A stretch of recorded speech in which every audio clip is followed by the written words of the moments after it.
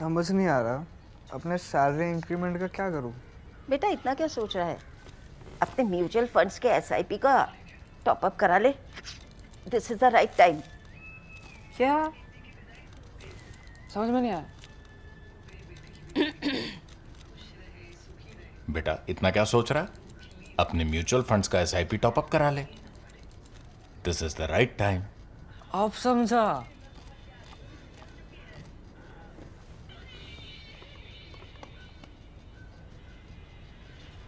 Mutual fund investments are subject to market risks. Read all scheme related documents carefully. नमस्कार, the print में आपका स्वागत है। भारत की रक्षा प्रणाली और भारतीय एविएशन सेक्टर में मची हलचल से लेकर धुरंधर मूवी को लेकर मचे बवाल तक पिछले कुछ दिनों की बड़ी हेडलाइंस पे चर्चा करने हम आपके सामने एक बार फिर हाजिर हैं हमारे साप्ताहिक शो शेखर से सवाल में। मैं अपूर्वा मंधानी और मेरे साथ है हमारे editor in chief Shekhar Gupta. Shekhar, सबसे पहले आज सवालों की शुरुआत करेंगे डिफेंस सेक्टर से। हमारी रक्षा प्रणाली से दो पार्ट में सवाल आए हैं, तो पहले पहला पार्ट लूंगी। इनका यूजर नेम एंडल है। हमें ये कई बार रेगुलरली अपने बहुत ही अच्छे सवाल बहुत धन्यवाद आपका। आपके एक दिन हम शुरू करेंगे बेस्ट क्वेश्चंस वाला, सबसे अच्छे सवालों वाला एक अवार्ड। तो उसमें आप फ्रंट रनर होंगे। चलिए, इनका पहला पार्ट जो है वो है कि एनसीआर के लिए प्रस्तावित आत्मनिर्भर एंटी डिफेंस शील्ड के संबंध में, जिसका उद्देश्य फेस तरीके से भारत के हर कोने तक लगभग 1500 मिसाइल सिस्टम्स को पहुंचाना है। ये बेहद उत्साहजनक है और ये आत्मविश्वास दर्शाता है कि या कॉन्फिडेंस दर्शाता है कि हमने इस क्षेत्र में कितनी प्रगति की है। ऑपरेशन सिंदूर की सफलता मात्र एक झलक थी। क्या आप प्लीज़ हमें माफ़ कीजिएगा, हमें इस प्रपोज सिस्टम के कंपोनेंट्स और लेयर्स के बारे में कुछ जानकारी दे सकते हैं? देखिए, पहली बात तो ये कि मुझे इसके लेयर्स के बारे में अभी पता नहीं है और लगता नहीं कि बहुत लोगों को पता रहेगा, क्योंकि बहुत चीज़ें क्लासिफाइड होती हैं। इसको अगर आप सब बता ही दें तो फिर दूसरे को भी पता लग जाता है। हालांकि दूसरा अंदाज़ा लगा सकता है, हम पत्रकार लोग भी अंदाज़ा लगा सकते हैं, क्योंकि आपको पता है आपके पास क्या क्या है, लेकिन कौन सा किस लेयर में होगा, उनका इंटीग्रेशन कैसे होगा, ये सब चीज़ें क्लासिफाइड होती हैं, तो हमें उसमें नहीं जाना चाहिए। बड़ी बात यह है कि भारत जिस पड़ोस में रह रहा है वहाँ पे भारत को हमेशा मिसाइल का खतरा है। भारत को मिसाइल का खतरा जंग में भी है और भारत को मिसाइल का खतरा पीस टाइम में भी है, शांति के समय भी, क्योंकि जैसा पाकिस्तान में जिस तरह की स्टेबिलिटी है, किसी समय कोई गलत हाथों में भी मिसाइल पड़ सकते हैं।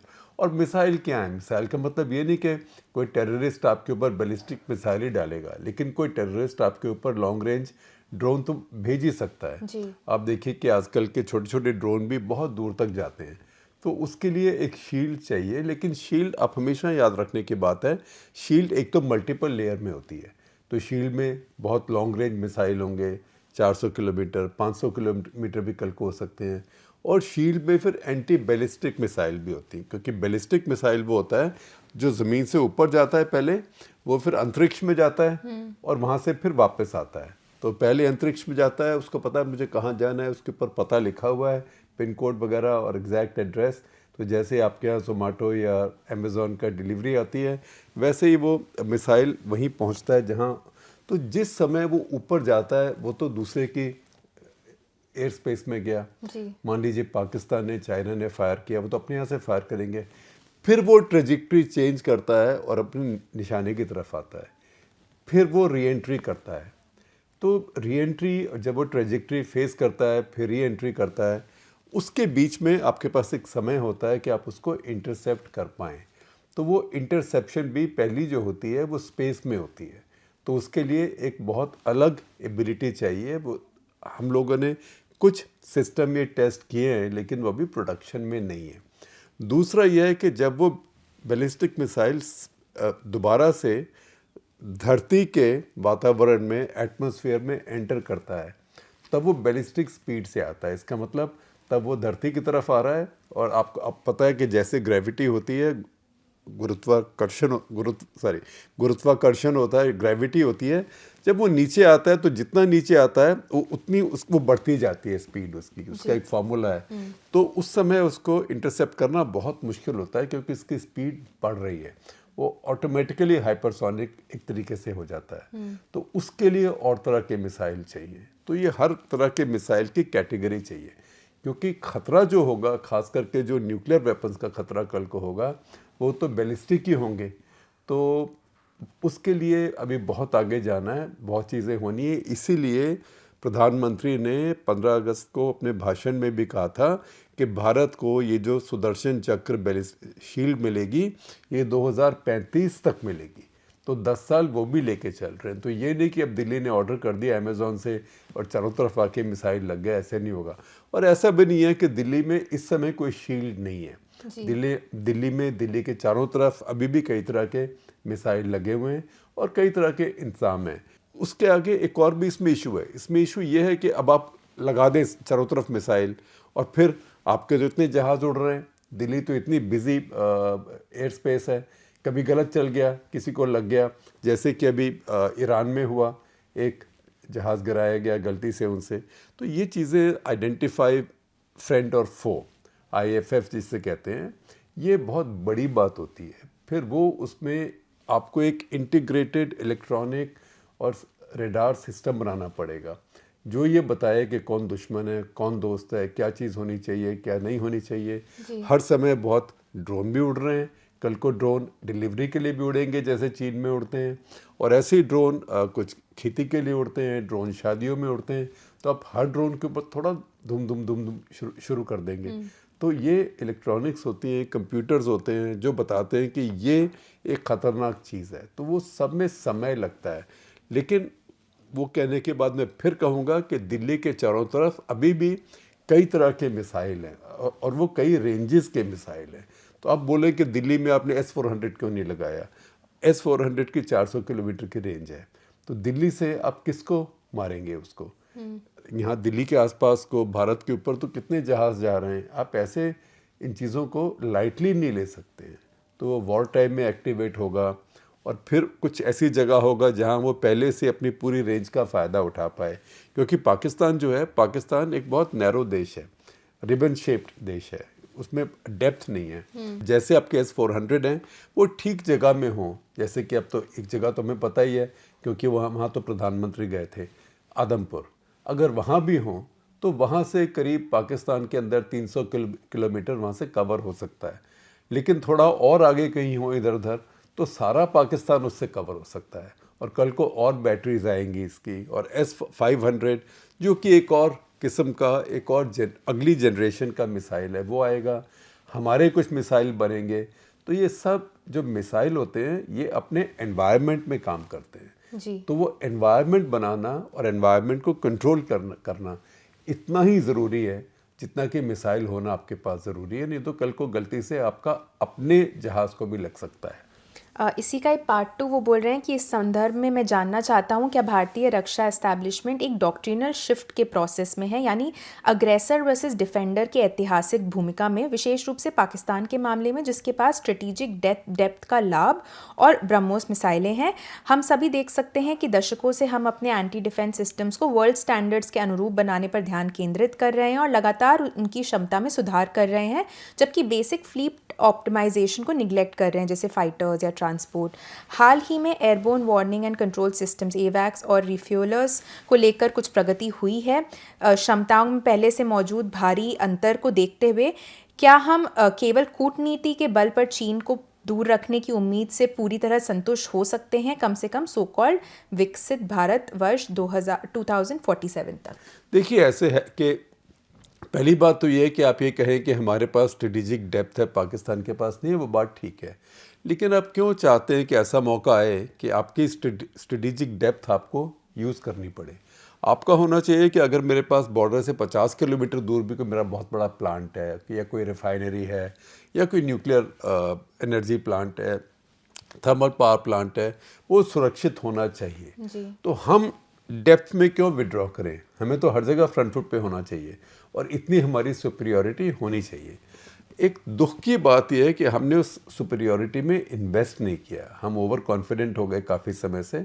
अगर मोदी सरकार के 11 साल देखें तो उस 11 साल में प्रतिशत अगर आप देखें GDP का, तो रक्षा पे उन्होंने UPA के 10 साल से भी कम खर्च किया है। और वो भी तब जबकि उन्होंने 1 रैंक 1 पेंशन डिक्लेयर कर दिया, तो पेंशन बिल आपका और बहुत बढ़ गया। तो ये 11 साल की लापरवाही का खामियाजा हम अभी भुगत रहे हैं। अब समस्या डिफेंस में ये है कि आप ये नहीं कर सकते यार पैसा खर्चेंगे, अब फटाफट खर्च करता हूँ और आता है। ऐसे होता नहीं। जब आप ऑर्डर करते हैं तब बनना शुरू होता है। और अगर आप मेक इन इंडिया कर रहे हैं तो मेक इन इंडिया पहले आपको रिसर्च करनी पड़ेगी, DRDO कुछ बनाएगा। फिर हमने अभी शुरू किया है 2-2.5 साल पहले कि प्राइवेट सेक्टर को इसमें लाना शुरू किया है। उसके पहले हम लाए नहीं। हमने एक ऑर्डिनेंस फैक्ट्रीज बोर्ड बनाएगा।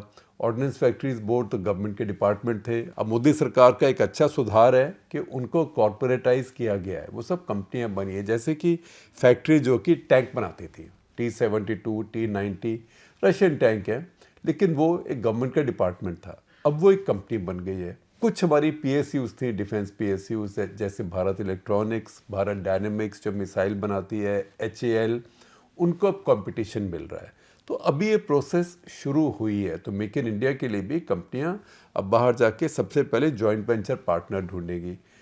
जो चीज़ के लिए DRDO ने तैयारी कर ली है वो बना पाएंगे। जैसे कि DRDO ने अब कहा है कि आमका के लिए जो प्रोटोटाइप बनाने हैं, उसके पहले सैंपल, उसमें प्राइवेट सेक्टर भी compete कर सकता है। लेकिन देखिए वो प्रोटोटाइप बनेगा, वो फ्लाई करेगा 28-29 को, फिर उसके ट्रायल शुरू होंगे, फिर वो बनने शुरू होंगे। 2035 से पहले वो नहीं आ रहा है। तो कोई अगर आ जाए तो, और मैं उम्मीद करता हूँ कि आ जाएगा, तो डिफेंस की चीज़ें एकदम बनानी बहुत मुश्किल होती है और डिफेंस की चीज़ें एकदम ख़रीदनी भी बहुत मुश्किल होती है, क्योंकि हर किसी के पास इसका स्टॉक नहीं होता। आप जब ऑर्डर करते हैं तब वो बनाना शुरू करते हैं। मान लीजिए रफ़ाल, अब भारत रफ़ाल नए ऑर्डर करता है कि नहीं फ्रांस से, वो तब देखने की बात है। लेकिन अगर ऑर्डर करेगा भी तो उस ऑर्डर से 3 साल तक कोई रफ़ाल नहीं आएगा। तो 3 साल आपके पास जो है, आपको उसी से काम चलाना है। अब देखिए नेवी को तो करीब 1.5-2 साल हो गए अपने रफ़ाल ऑर्डर किए हुए, अभी तो एक भी नहीं आया है। अभी समय लगेगा, क्योंकि आप जब ऑर्डर करते हैं तब दूसरी कंपनी अपनी सामग्री इकट्ठी करनी शुरू करती है, इंजन बनाने शुरू करती है, पार्ट बनाने शुरू करती है, मटेरियल्स लाती है। तो इस चीज़ में एक बहुत समय लगता है। कुछ लेकिन चीज़ें ऐसी हैं जो हम जल्दी से कर सकते हैं, जो कि हमें करनी चाहिए। लेकिन हमारी जो सोच है ना, इसको मैं अब हिंदी में क्या बताऊँ आपको, वो उलझी हुई है लेकिन मडल्ड है।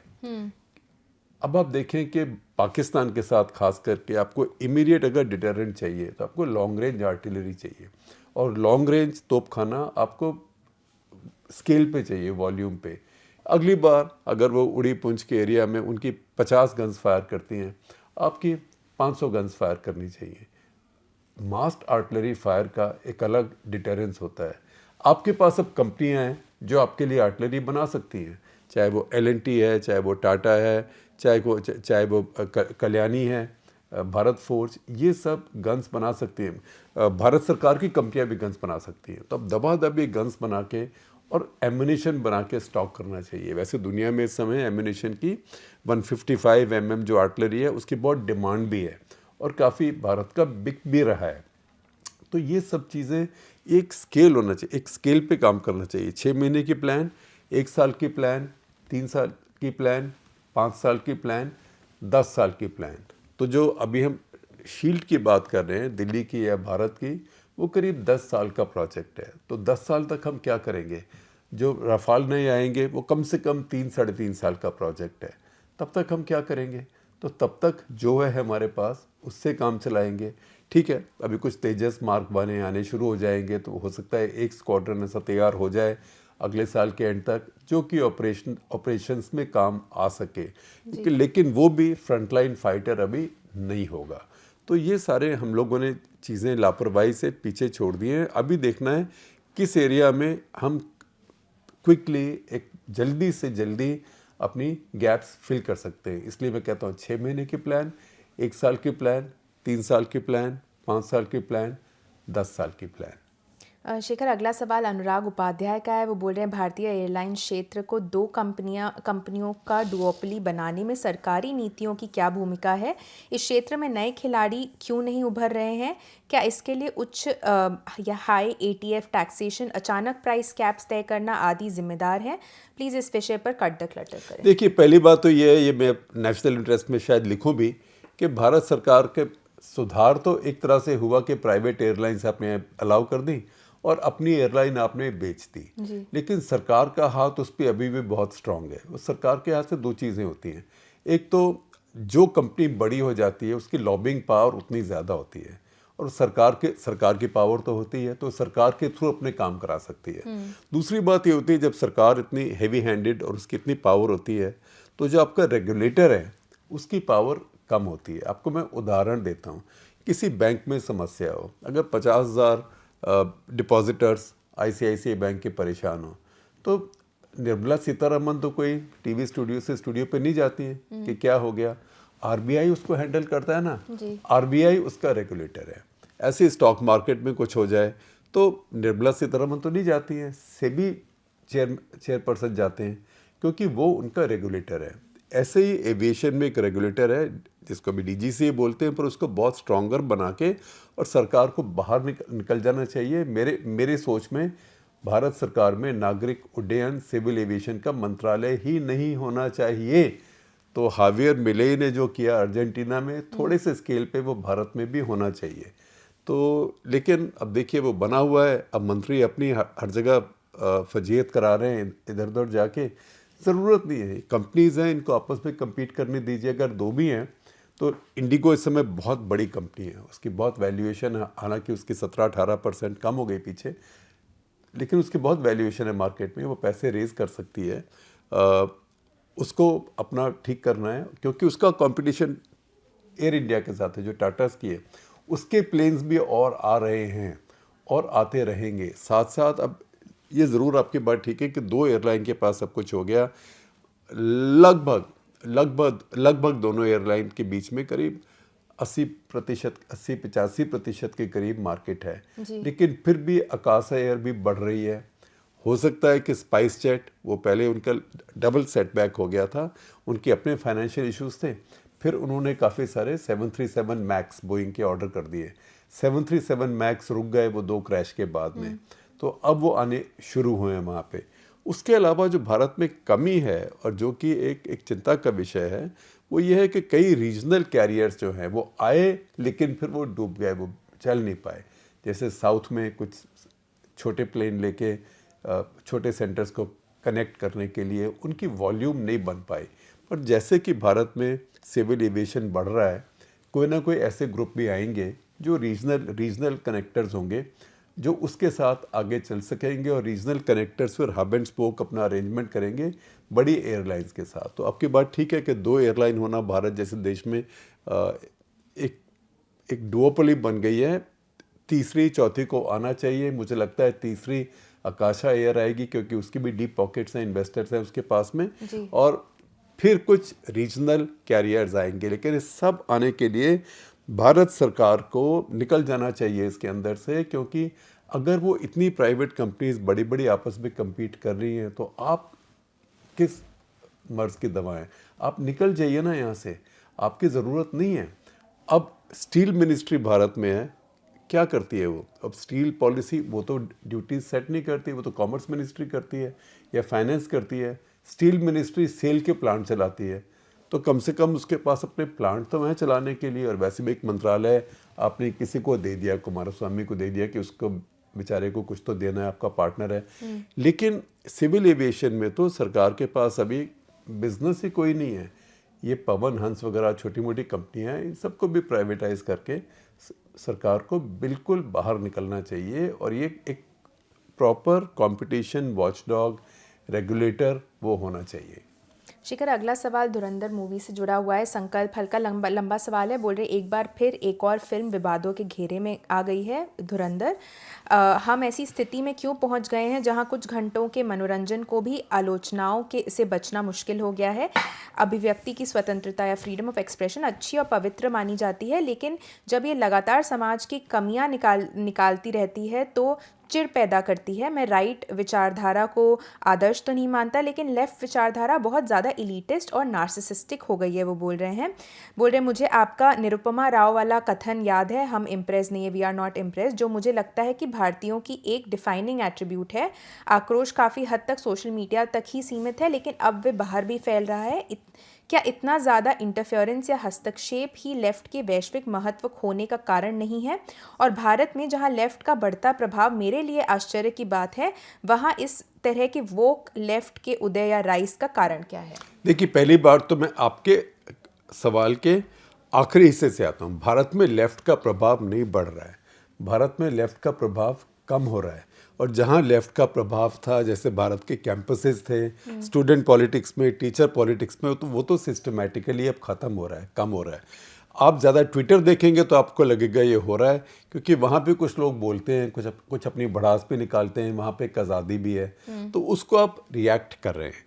कोई फिल्म आती है, कोई किताब आती है, कोई प्ले आता है, कोई कविता भी आती है, कोई पेंटिंग भी होती है, उसमें वो इसलिए नहीं होती, वो कोई स्क्रिप्चर नहीं होता कि उसमें एक फेथ वाले लोग सब उसको फॉलो करें। जी। ये क्रिएटिव चीज़ें होती हैं, उसके वो प्रोवोक करती हैं। कुछ लोगों को पसंद आता है, कुछ लोगों को पसंद नहीं आता है। और अब देखिए, जिसको कि हम क्रिएटिव लाइसेंस कहते हैं, लेकिन जब आप असली इतिहास के ऊपर लिखते हैं तो इतिहास में दो तरफ से देखा जाता है, और आमतौर पे कहा जाता है कि जो लड़ाई जीतता है इतिहास वो लिखता है। तो जैसे आइवो जीमा में जापान की और अमेरिकन सैनिकों की, एलाइड फोर्सेस की और जापान की बहुत भारी लड़ाई हुई पैसिफिक एरिया में सेकेंड वर्ल्ड वॉर में। तो उसके ऊपर क्लिंट ईस्टवुड ने पहले फिल्म बनाई, लेटर्स फ्रॉम आइवो जीमा। उसमें दिखा अमेरिकन हीरोइज्म बहुत ज़्यादा था। तो फिर क्रिटिसिज्म हुआ कि भाई अगर अमेरिकन हीरोइज्म इतना ज़्यादा था तो जैपनीज भी तो वहाँ लड़ रहे थे, उन्होंने तो सरेंडर नहीं किया, लास्ट आदमी तक लड़ते रहे, तो उनके बारे में तो कोई कहानी कौन बनाएगा। तो उन्होंने फिर उसकी तरफ से कि वो क्या देख रहे थे, फिल्म बनाई फ्लैग्स ऑफ आवर फादर्स। तो अब जब आप ऐसे बनाते हैं, भारत में अभी हमारे पास इतनी क्रिएटिव फ्रीडम नहीं है। आप कल को अगर बनाएं, कारगिल के ऊपर इतनी फिल्में बनी, वो सारी थी कि भारत की सेना ने क्या किया। तो उसमें एग्जैजरेट किया, वन साइडेड किया, रोमांटिसाइज किया, क्रिएटिव लिबर्टीज़ ली, वो सब बात ठीक है। लेकिन यह क्या भारत में कल को कोई फिल्म बना सकता है कि पाकिस्तानी क्या वहाँ पे फील कर रहे थे, पाकिस्तानियों के यहाँ क्या हो रहा था, उनके जो सैनिकों पर बैठे हुए थे, जो इतने दिन तक बैठे रहे, जबकि उनके ऊपर एयर अटैक हो रहा है, आर्टिलरी अटैक हो रहा है, वो हम नहीं बता सकते हैं। तो ये इसके लिए आपका जो क्रिएटिव थिंकिंग है, ओपन माइंडेडनेस है, वो बहुत आगे जानी पड़ती है। धुरंधर जैसी जो फिल्में हैं, ये प्योर फिक्शन है। इसके अंदर कहते हैं इंस्पायर्ड बाय रियल इवेंट्स। अब रियल इवेंट्स क्या होते हैं? एक रियल इवेंट्स होते हैं जो हुआ, IC-814 का हाईजैक हुआ, 26/11 अटैक मुंबई में हुआ, पार्लियामेंट अटैक हुआ, उसमें कुछ लोग इन्वॉल्व थे, कुछ मारे गए, कुछ पकड़े गए, वो सब हुआ। लेकिन उसका बेसिस लेके उसके ऊपर आप इतनी बड़ी कहानी बनाएं, जैसे कि इसमें मैंने फिल्म देखी नहीं है अभी, इसलिए मुझे ज़्यादा नहीं बोलना चाहिए, लेकिन जैसे लियारी है, लियारी कराची का एक इलाका है, बहुत बड़ी इस्लाम है। हम कहते हैं कि जैसे धारावी इस्लाम है, लियारी और ज़्यादा फैली हुई इस्लाम है। और धारवी के मुकाबले जो लियारी है, उसके अंदर बहुत लार्ज एथनिक ग्रुप्स अलग अलग हैं। बलोच अलग हैं वहाँ पे बहुत, पख्तून अलग है वहाँ बहुत अलग, अफ़गानिस्तान से जो रेफ्यूजीज़ आए वो वहाँ पहुँच गए बहुत, क्योंकि वो कराची के बाद क्या है, कराची के बाद पाकिस्तान का फ्रंटियर एरिया है सारा। एक तरफ बलूचिस्तान है, फिर आगे आप जाएं तो KPK जिसे अभी कहते हैं, और फिर गिलगिट बाल्टिस्तान। तो वो सब लोग, कराची पाकिस्तान का सबसे बड़ा शहर है, वहाँ आते हैं। तो इसके अंदर बहुत ही गैंग्स थे। जिन दिनों मैं रिपोर्टिंग के लिए जाया करता था, लोगों ने कहा अरे तुम लियारी जाके देखो, वहाँ चलो, लोकल जर्नलिस्ट ने कहा वहाँ जाके खाना भी खाएंगे, लियारी का एटमॉस्फेयर कोई अलग होता है। ये कोई 90 के दशक की बात है, तभी की कुछ स्टोरी भी है ये। तो वो गैंग वॉर्स वहाँ पे एक सच्चाई है। कराची में उस समय MQM भी था। MQM जो मुहाजिर कौमी महाज है, वो जो उर्दू बोलने वाले लोग हैं जो भारत से गए थे, मुहाजिर का मतलब रेफ्यूजी होता है, तो उनके भी अपने गैंग्स थे, उनके पास भी अपने हथियार थे, क्योंकि पाकिस्तान में बड़ी भारी कलाशनिकोव कल्चर थी, अभी भी काफ़ी हद तक है।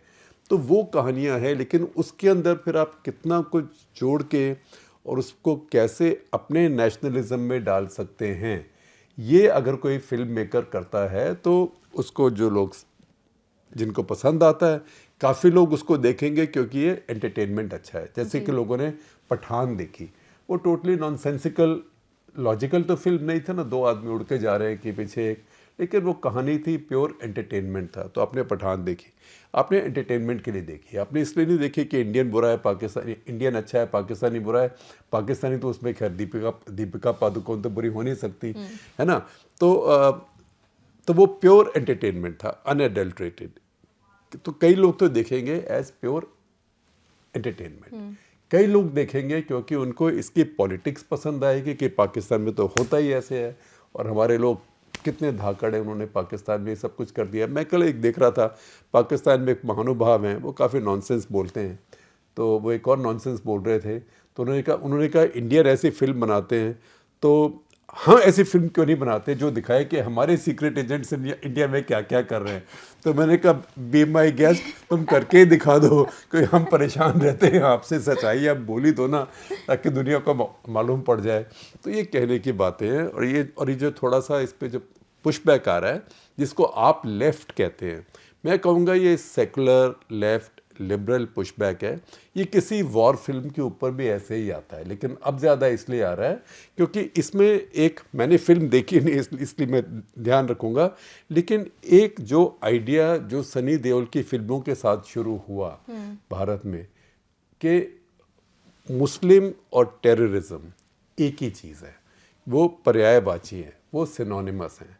तो जो मैं पढ़ रहा हूँ इस फिल्म के बारे में, कुछ ऐसा लगता है कि इस फिल्म ने भी उस आइडिया को प्रमोट किया है। अभी मैंने एक और देखा, आजकल तो सब लोग फिल्म रिव्यूअर बन गए, सब 8-8 मिनट का 10-10 मिनट का रिव्यू करके सोशल मीडिया पे डालते हैं। तो किसी ने 100 बार गाली निकाली, मुसलमान कह के गाली निकाली, लेकिन हर बार उसने कहा मुसलमान पाकिस्तान के मुसलमान, और हमारे मुसलमान बहुत अच्छे हैं, हमारे मुसलमान भारत के ऐसे बिल्कुल नहीं करते, पाकिस्तान के। तो वो ध्यान से कह रहा है, लेकिन आपको पता है कि सबटेक्स्ट इसका क्या है। तो वो जो एक डिफेंसिवनेस आ रही है और वो जो पुशबैक आ रहा है, वो भी इसीलिए आ रहा है कि आप इतना प्रोपेगेंडा डाल के इसमें एक स्टीरियोटाइप को प्रमोट कर रहे हैं। फिर बोलूँगा, ये मैंने फिल्म देखी नहीं है अभी। शेखर, आज का आखिरी सवाल लूँगी संचित सुमन का। बोल रहे हैं जब अमेरिका ने भारत पर 50% टैरिफ लगाया तो आपने इंडिकेट किया था कि ये नए सुधारों के लिए एक अच्छा अवसर हो सकता है, लेकिन जीएसटी और लेबर कानूनों के अलावा हमने बहुत कम सुधारों की चर्चा सुनी है।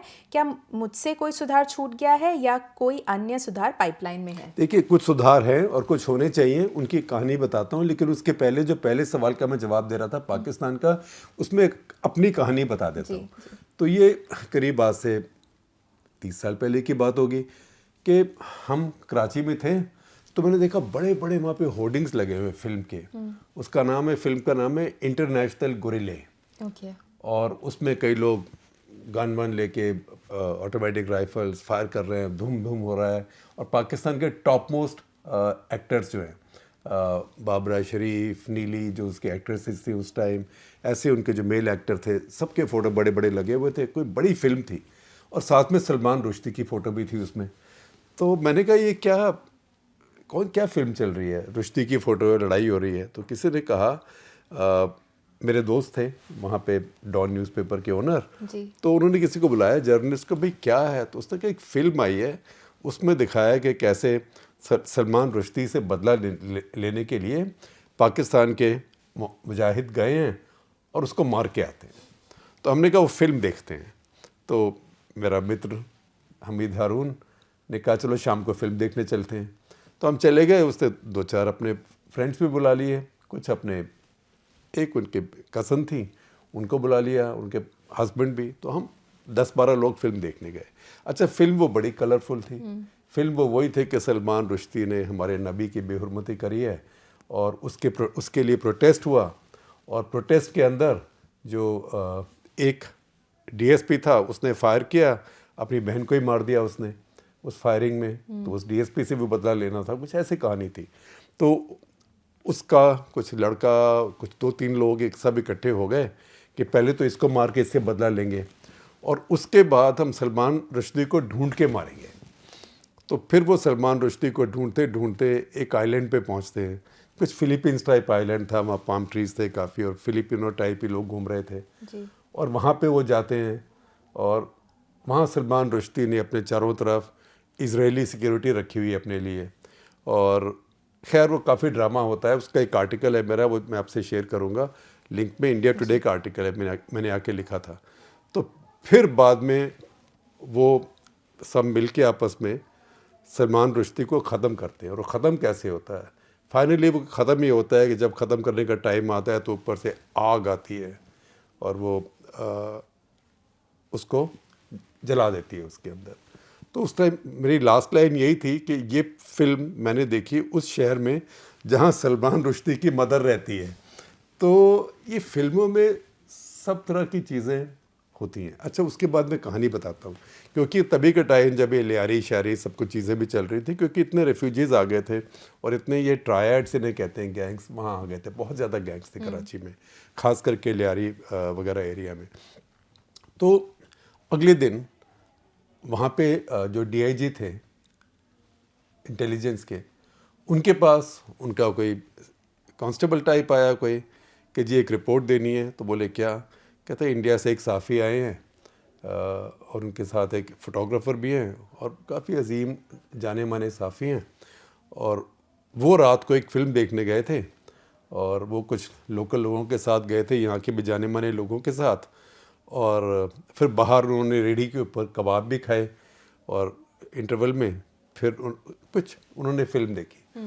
बोला फिर और कौन कौन था? तो वो उनका एजेंट बोला कि साहब बहादुर बुरा ना माने, आप भी थे क्योंकि वो जो हमीद के ब्रदर इन लॉ थे वो उस टाइम डीआईजी थे वहाँ पे। तो कई चीज़ें मजाक भी हो जाती हैं, कई चीज़ें रियलिटी भी होती हैं। तो ये हर फिल्म को इतना सीरियसली नहीं लेना चाहिए, उसको पॉलिटिकली भी इतना सीरियसली नहीं लेना चाहिए। एट द सेम टाइम फिल्में प्रोपेगेंडा का एक इंस्ट्रूमेंट हमेशा होती हैं।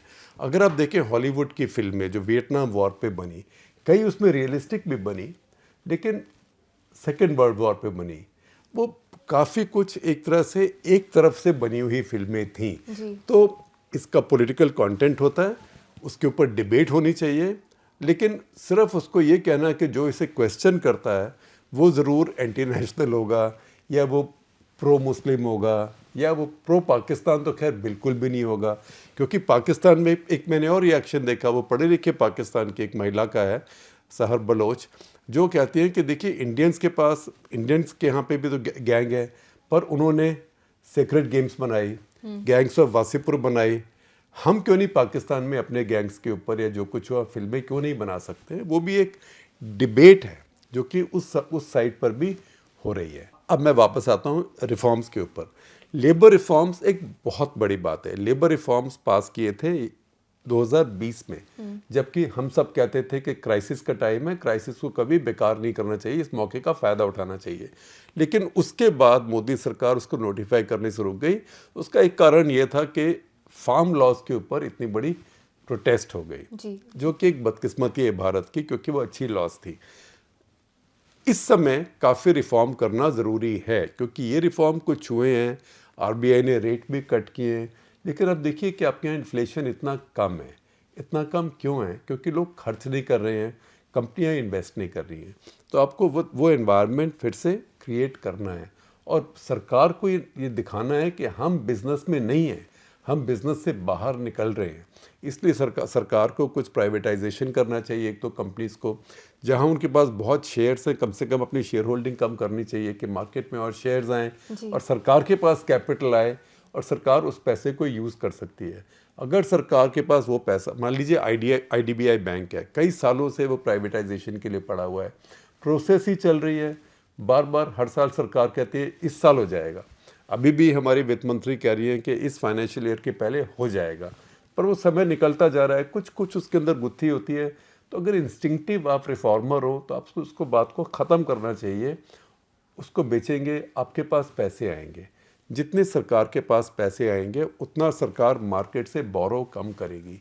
जितना सरकार मार्केट से बोरो कम करेगी उतने मार्केट में इंटरेस्ट रेट्स कम आएंगे और उतना बाकी लोगों के लिए, चाहे वो उद्यमी हो, चाहे वो घर खरीदने वाले हों, गाड़ी खरीदने वाले हों, उनके लिए लोन ज़्यादा अवेलेबल होंगे, उनके इंटरेस्ट रेट्स गिरेंगे।